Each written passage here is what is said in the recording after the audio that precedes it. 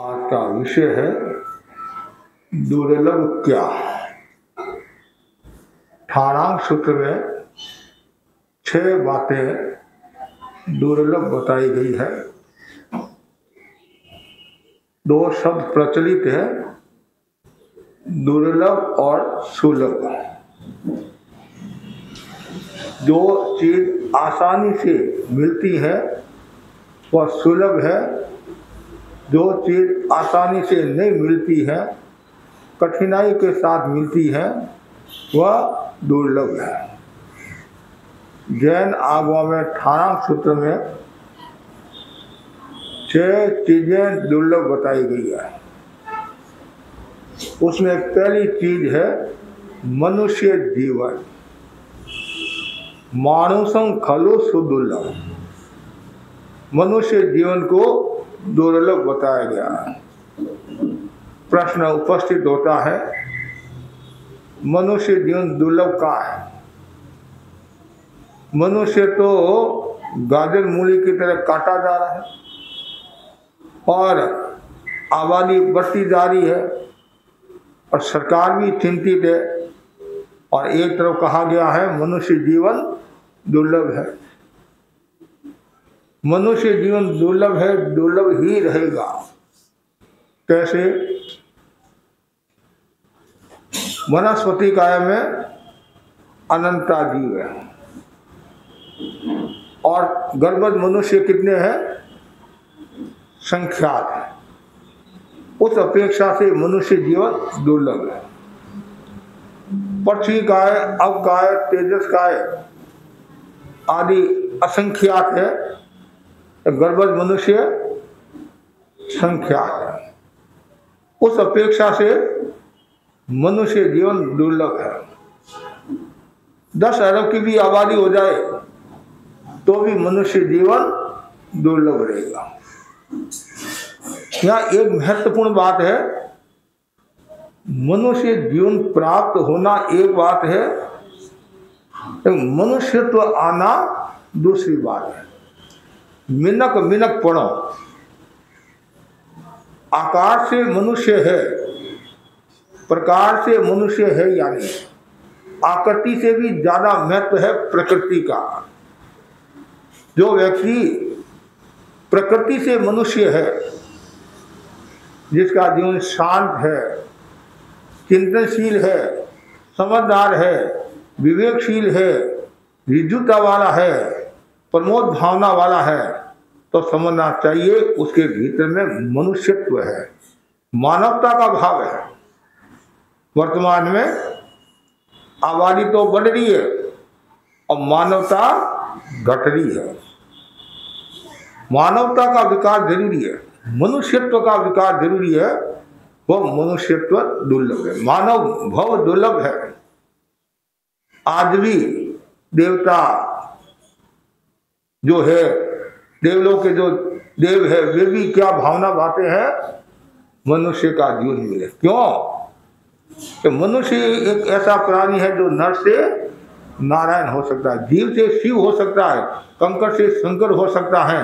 बाकी के कोई भी जीव, कोई भी गति के जीव उस अवस्था में मोक्ष को प्राप्त नहीं होता है। इसलिए मनुष्य जीवन का महत्व है।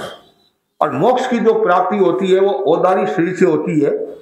तो नारकी और देवता के औदारी शरीर नहीं है, मनुष्य और तिरंस के औदारी शरीर है। और तिरंस संपूर्ण से त्याग कर नहीं पाता है, इसलिए उनकी मुक्ति नहीं होती है। इसलिए मनुष्य जीवन को दुर्लभ बताया गया। दूसरा दुर्लभ बताया गया है आर्य क्षेत्र। आर्य का मतलब क्या है? जो सब त्याग करने योग्य कर्मों से दूर होता है वह आर्य है। कर्म क्षेत्र, धर्म क्षेत्र, आर्य क्षेत्र जहाँ धर्म आराधना होती है, अच्छे संस्कारों का विकास होता है और जहाँ साधु भगवंतों का विराजना होता है, वह आर्य क्षेत्र कहलाता है, जिसके संस्कार अच्छे हैं। तो आर्य क्षेत्र कुल मिलाकर कितने हैं? 25.5 आर्य क्षेत्र है। कितने? 25.5 आर्य क्षेत्र है, बाकी के सब अनार्य क्षेत्र है। और सरल भाषा में कहे, जहाँ धर्म ध्यान होता है, विवेक संपन्न जो मनुष्य है और जो मोक्ष जाने की भावना रखते हैं, धर्म आराधना की भावना रखते हैं, वह क्षेत्र आर्य क्षेत्र हम कह सकते हैं। वहाँ के लोग कहते हैं आर्य क्षेत्र, ये आर्य क्षेत्र के लोग है, समझदार है आदि है। तो आर्य क्षेत्र भी दुर्लभ है। आज हम जब विदेशों के बारे में सुनते हैं और क्षेत्रों के बारे में सुनते हैं जहाँ धर्म आराधना नहीं के बराबर है, वो धर्म को समझते ही नहीं है, इतने अज्ञानी है। और आप जानते हैं अज्ञानम खलु कष्टम, अज्ञान कष्ट देने वाला है। और उस अज्ञानता के कारण, आग्रह के कारण वे सद्बुद्धि को प्राप्त नहीं होते हैं, प्रज्ञा को जागृत कर नहीं पाते हैं। हम बहुत सौभाग्यशाली हैं, हमें आर्य क्षेत्र मिला है, ऋषि मुनियों की भूमि मिली है, ऐसे त्यागी तपस्वी संत मिले हैं, ऐसे गुरु मिले हैं और उनकी सन्निधि में हम अपनी आत्मा का उत्थान करे हैं। तो आर्य क्षेत्र और ऐसा भी कह सकते हैं साधना के लिए अनुकूल जो भूमि होती है वो आर्य क्षेत्र है। भगवान महावीर अनार्य क्षेत्र में भी पधारे थे, विशेष कर्म निद्रा की दृष्टि से अनार्य क्षेत्र में पधारे थे। लेकिन जो महापुरुष जो होते हैं वो आर्य क्षेत्र में होते हैं। और जहाँ आर्य क्षेत्र है, साधना अच्छी होती है और तो समझना चाहिए वो भाग्यशाली जीव कहलाता है। अहिंसा में जो आस्था रखने वाले लोगों को आर्य क्षेत्र प्राप्त होता है। सत्य में जो आस्था रखते हैं, अस्त्य में जो आस्था रखते हैं, ब्रह्मचर्य में जो आस्था रखते हैं, अपरिग्रह में जो आस्था रखते हैं और सरल भाषा में जो कर्म मुक्त होना चाहते हैं, उन जीवों को आर्य क्षेत्र मिलता है। आर्य कुमार की जो घटना थी ना, आर्य कुमार वो अनार्य क्षेत्र का था और अभय कुमार के योग से और उसने आत्मा का उत्थान कर लिया। तो आर्य क्षेत्र का बहुत बड़ा महत्व है और हम और आप सब भाग्यशाली है तो हमें आर्य क्षेत्र मिला है। तीसरा जो बताया है वो है सुकुल में उत्पत्ति। बहुत महत्वपूर्ण बात है। उत्पन्न होना कोई बड़ी बात नहीं है, मनुष्य भव को प्राप्त करना भी बड़ी बात नहीं है। तो उसमें भी बताया आर्य क्षेत्र में भी सुकुल में उत्पत्ति होना, अच्छे कुल में उत्पत्ति होना। यदि कोई नीच कुल में उत्पन्न हो जाए, जहाँ धर्म के संस्कार नहीं है, व्यवहार के संस्कार नहीं है, विवेक के संस्कार नहीं है, तो वह मनुष्य होते हुए भी पशु के समान हो जाता है। तो हम भाग्यशाली हैं, हम सुकुल में उत्पन्न हुए हैं। जैसे तीर्थंकर भगवान होते हैं, तीर्थंकर भगवान, तो वो हर एक कुल से जीव पैदा होता है, वो तीर्थंकर नहीं हो सकता है, ब्राह्मण तीर्थंकर नहीं हो सकता है, वैश्य भी तीर्थंकर नहीं हो सकता है और शुद्ध भी तीर्थंकर नहीं होता है, क्षत्रिय।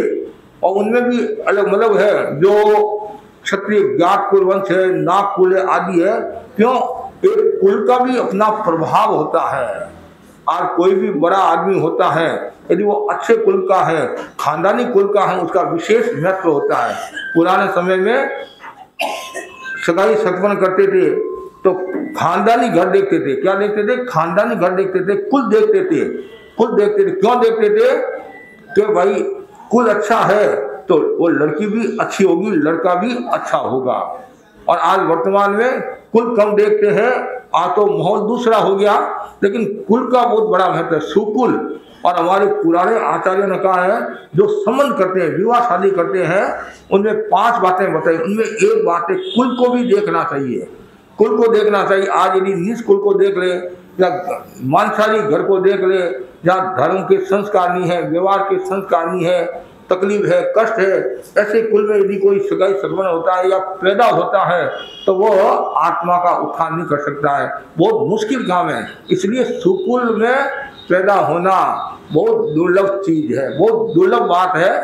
चौथी जो बात बताई है, केवली प्रज्ञप्त धर्म का श्रवण। ऐसे तो आप वो सुनते हैं, टीवी में भी सुनते हैं, मोबाइल में भी सुनते हैं, लोगों से भी सुनते हैं, टीचर आदि से भी सुनते हैं। आजकल सुनने के बहुत साधन हो गए, लेकिन यहाँ क्या बताया? केवली प्रज्ञप्त धर्म का श्रवण करना, सीधी सरल भाषा में जिन वाणी को सुनना। लेकिन आप कहेंगे हम जितनी वाणियाँ सुनते हैं उतनी तो आप ही नहीं सुनते हो।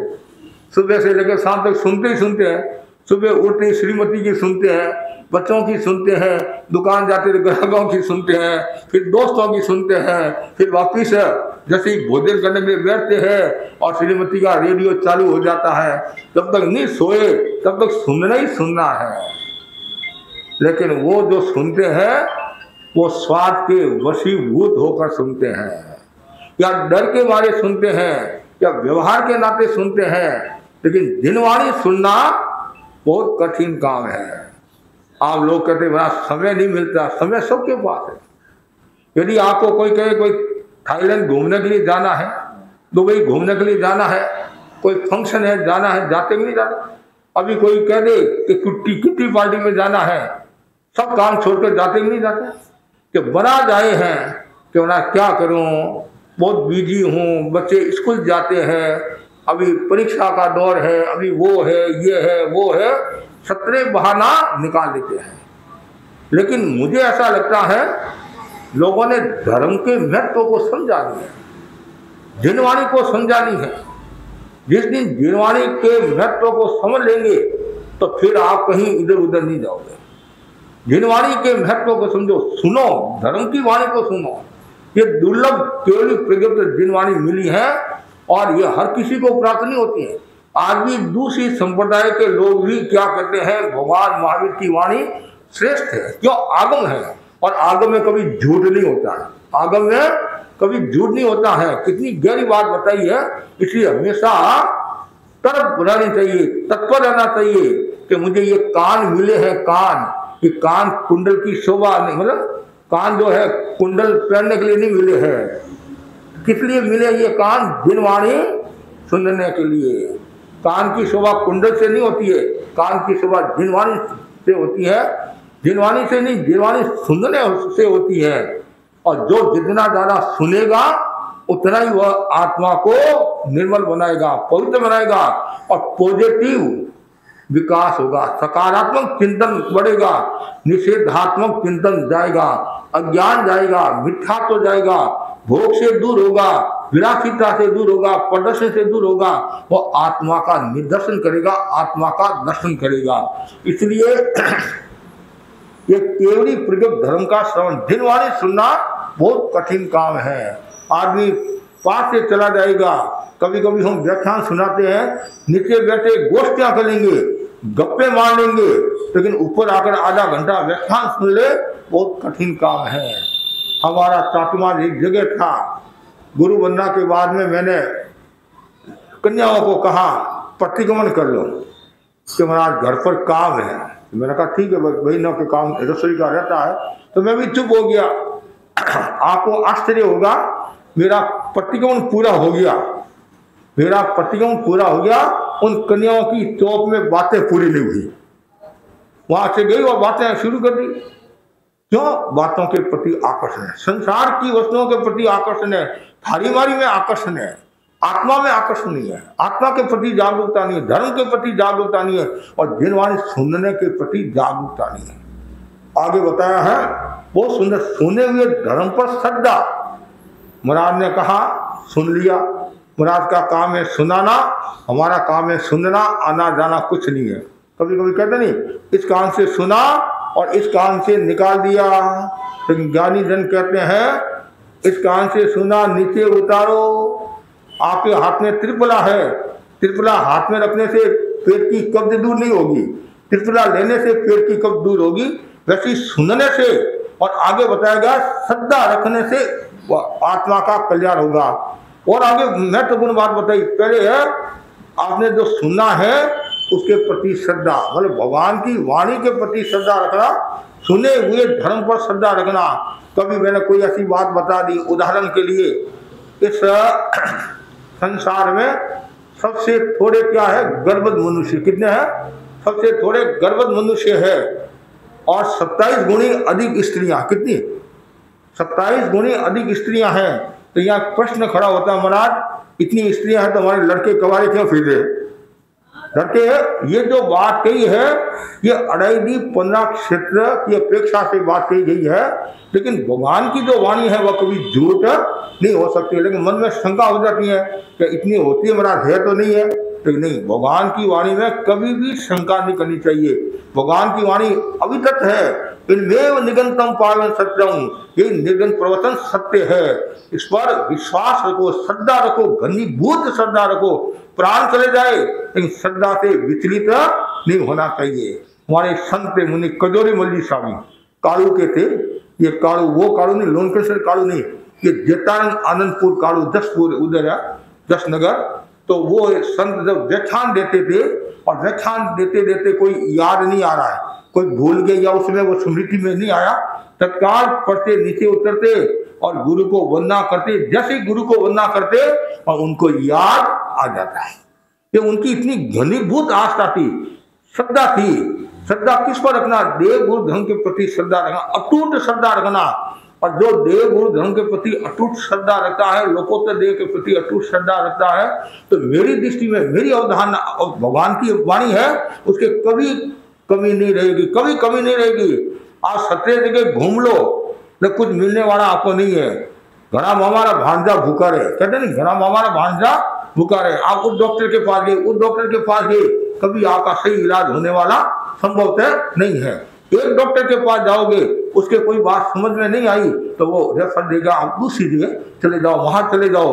तो वैसे मेरे बात कोई समझ में नहीं आई और मेरे को कोई, आप जो मेरे को पूछे, मेरे को ध्यान में नहीं है, मैं समझा नहीं सका, तो मैं आपको ये कहूंगा आप गुरु के पास चले जाओ। गुरु के पास चले जाओ तो कितनी गहरी बात है। इसलिए भटकना नहीं, जो भटकता है वो लटकता है, खटकता। इसलिए हमेशा जिनवाणी पर श्रद्धा, जो सुना है उन पर श्रद्धा करो। और लास्ट जो मतलब आगे बताया गया 5वां, श्रद्धा में प्रतीति। हाँ, वो सुंदर है, श्रद्धा में प्रतीति और रोचित धर्म का आचरण। ये 5 बातें पहला होगी। 6ठी बात ये होगी, मनुष्य भाव, आर्य क्षेत्र, सुकुल में उत्पत्ति, केवली प्रगत धर्म का श्रवण और सुने हुए पर धर्म पर श्रद्धा, आस्था और श्रद्धित प्रतीत और रुचित धर्म का आचरण। बस यही महत्वपूर्ण बात है। लेकिन हो रहा क्या है, चरण की पूजा सब करे हैं, होनी चाहिए आचरण की पूजा। चित्र की पूजा नहीं, चरित्र की पूजा करो। आचरण का बहुत बड़ा महत्व है। जो आचरण में लाता है उसका बेड़ा पार हो जाता है। जैसे उदाहरण आता नहीं, रोहिणी चोर का आता है। किसकी तरह सुनना चाहिए? रोहिणी चोर की तरह सुनना चाहिए। और उसने सुना ही नहीं, आचरण में लाया, परिणाम ये आया, दीक्षा ली और दीक्षा लेकर वह देवलोक में, संभवतः 8वें देवलोक में गया। 8वें देवलोक में गया तो कहने का मतलब यह है कि सुनना ही नहीं, सुनने के बाद में श्रद्धा और फिर आचरण में लाना। बार बार जो आप में कमियां हैं उन कमियों को दूर करने की कोशिश करो। और कोई बात समझ में नहीं आई तो वापिस साधु संतों से निवेदन करो, ये मेरे बात समझ में नहीं आई है। तो आचरण का बहुत बड़ा मूल्य है। हमारे ज्ञानी जन कहते हैं कि थोड़ा सुनो, ज्यादा सुनो, ये तो ठीक है, तो जो भी सुनो उस पर अमल करो, आचरण में लाने की कोशिश करो। कहते नहीं, भणियों पर गुणियों नहीं, भणियों पर गुणियों नहीं। केवल सुनना ही नहीं है, केवल पढ़ना ही नहीं है, उन पर चिंतन भी करना है। और जो जितना ज्यादा चिंतन करेगा, आचरण में लाएगा, उसका बेड़ा पार होगा। कहीं परिषद जमी हुई थी और व्याख्यान चल रहा था और उधर से एक चोर निकला। उसने सोचा क्या बात है कि संत महात्मा आए हुए हैं और प्रवचन कर रहे हैं, तो उसके मन में आया मैं भी प्रवचन सुनूं।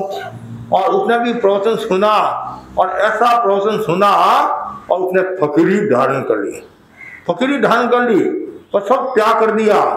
और फिर कुछ दिनों के बाद, कुछ महीनों के बाद उधर से और निकलना हुआ होगा और देखा ये क्या कि यहाँ प्रवचन करे हैं।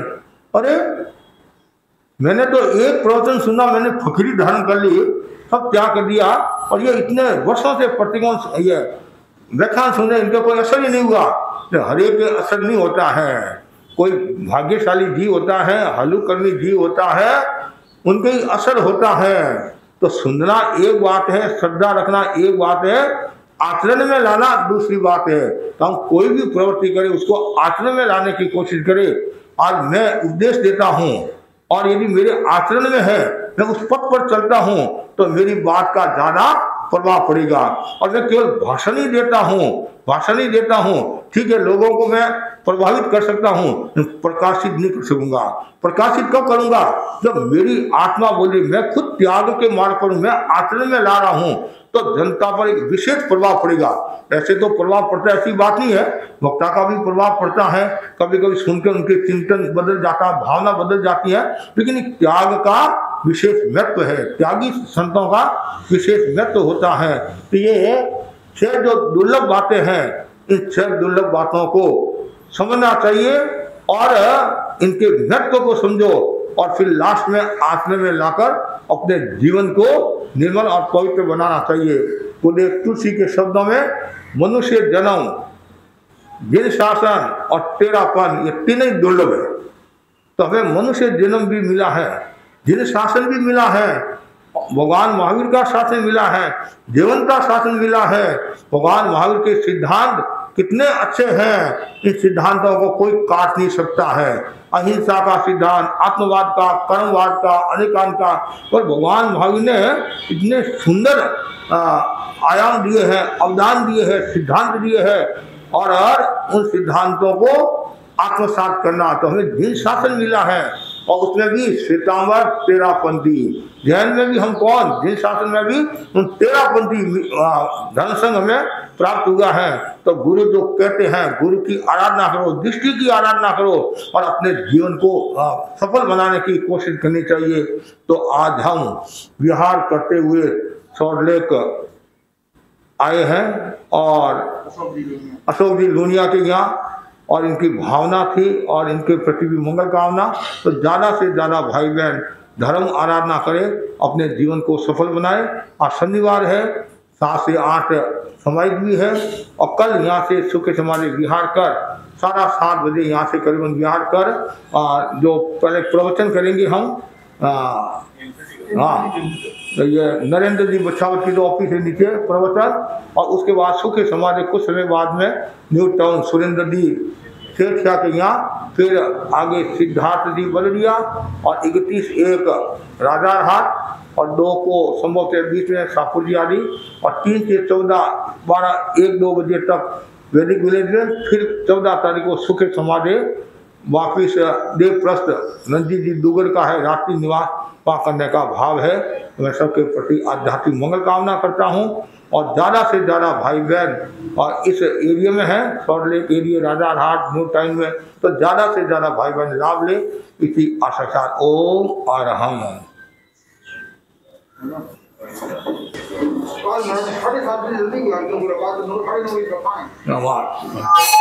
फिर जल्दी चले जाए, धीरे धीरे।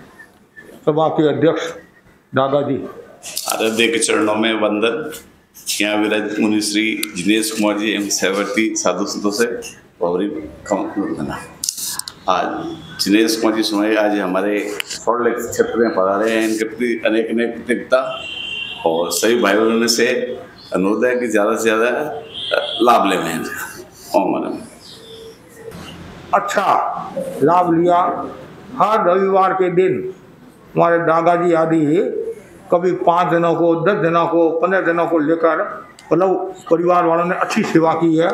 ये कलकत्ता में संभवतः हमारे प्रवास में ये पहली बार ऐसा हुआ है कि परिवार इस रूप में सेवा करना, काफ़ी परिवार जुड़े हैं। उन सब परिवारों के प्रति भी खूब आध्यात्मिक मंगल कामना। इसी प्रकार खुद संघ की सेवा करते रहो। ओम अरहम।